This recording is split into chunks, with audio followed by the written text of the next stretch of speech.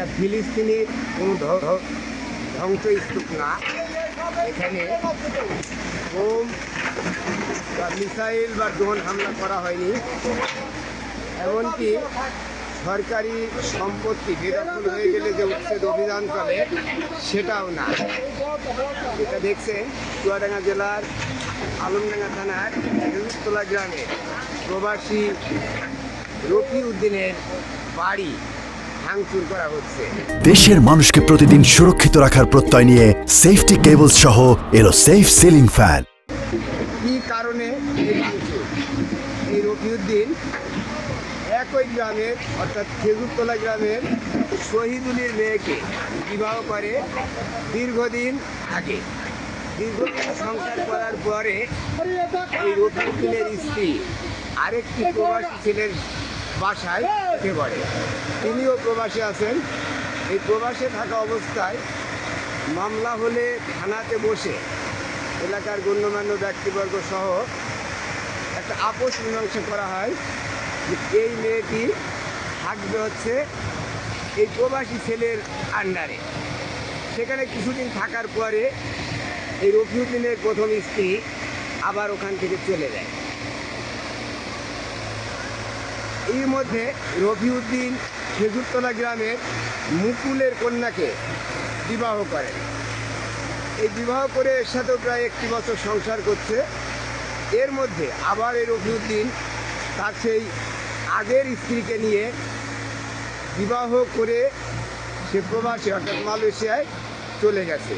সেই রাগ, ক্ষোভ এবং দুঃখ থেকেই আজকের এই ভাঙচুর।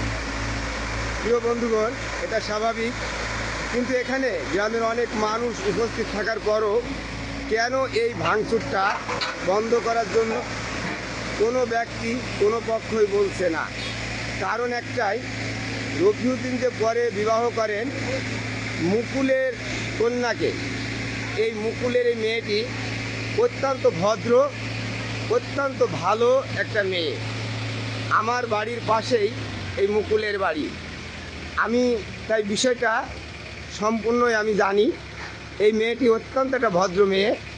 সেই মেয়েকে বিবাহ করার পরে আবার যখন রফিউদ্দিন তার প্রথম স্ত্রীকে বিবাহ করে মালয়েশিয়ায় চলে গেছে, এই যে একটা ভালো মেয়ের সংসার নষ্ট করলো বা একটা ভালো মেয়ের জীবন নষ্ট করলো, সেই রাগ ক্ষোভ থেকেই আজকের এই ভাঙচুর। কিন্তু সেটা না করে রাগে, ক্ষোভে, দুঃখে এই মুকুলের ছেলে বা মুকুলের পরিবাররা এবং তার আত্মীয় স্বজনরা মিলে এই যে আইনটা নিজের হাতে তুলে নিচ্ছে, এটা কখনোই কাম্য নয়। এটা কামনা করা ঠিক নয়। এটা দেশীয় আইনে মানবতার দিক থেকে, মানবিক দিক থেকে একটা অত্যন্ত জঘন্যতম কাজ হচ্ছে বলে আমি মনে করি। তাই আমি আপনাদেরকে সতর্ক করে বলছি, কোনোভাবেই যেন নিজের ক্ষতি হবে এরকম কোনো কিছু করবেন না, এবং আপনার কারণে একটা পরিবার বা একটা মেয়ের জীবন নষ্ট হবে এটাও যেন কেউ কখনো করবেন না। সেই পর্যন্ত আপনারা সবাই ভালো থাকেন, সুস্থ থাকেন, সুন্দর থাকেন, নিরাপদে থাকেন। আল্লাহ হাফেজ।